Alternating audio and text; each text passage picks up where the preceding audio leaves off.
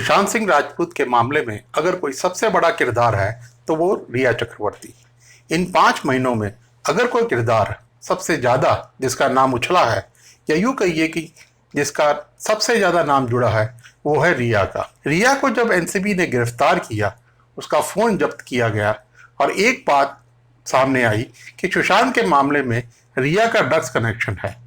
और वो कितना गहरा है ये तब पता चला जब बॉलीवुड इंडस्ट्री के कई बड़े सितारे इसमें लिप्त पाए गए। इसी फोन से प्राप्त चैट के चक्कर में रिया के भाई शोभित को भी पकड़ा गया, जो कि अभी तक वो जेल में है। इसके चलते एक बात कंफर्म हो गई कि रिया ड्रग्स खरीदती थी और बेचती थी।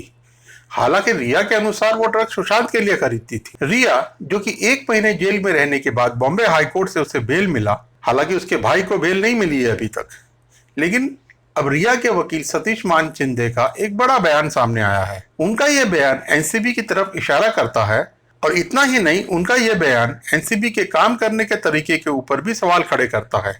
और हैरानी इस बात की है कि एनसीबी भी इसे लेकर बैकफुट पे है। सुप्रीम कोर्ट के फैसले के बाद मानशिंदे ने मीडिया से बातचीत में कहा, ऐसा होने से कई बेगुनाह बच जाएंगे, लेकिन रिया चक्रवर्ती के लिए यह फैसला किसी काम का नहीं है। उन्होंने आगे कहा एनडीपीएस अधिनियम की धारा 67 जुड़ा कोर्ट का फैसला एक ऐतिहासिक फैसला है। ऐसा होने से 35 सालों से 3rd डिग्री जबरदस्ती और धमकियों का टॉर्चर अब कम हो जाएगा। इसके आधार पर बड़ी संख्या के लोगों को दंड दिया गया था। बता दें, एनसीबी ने रिया चक्रवर्ती के ड्रग मामले में 8 सितंबर को अरेस्ट किया था।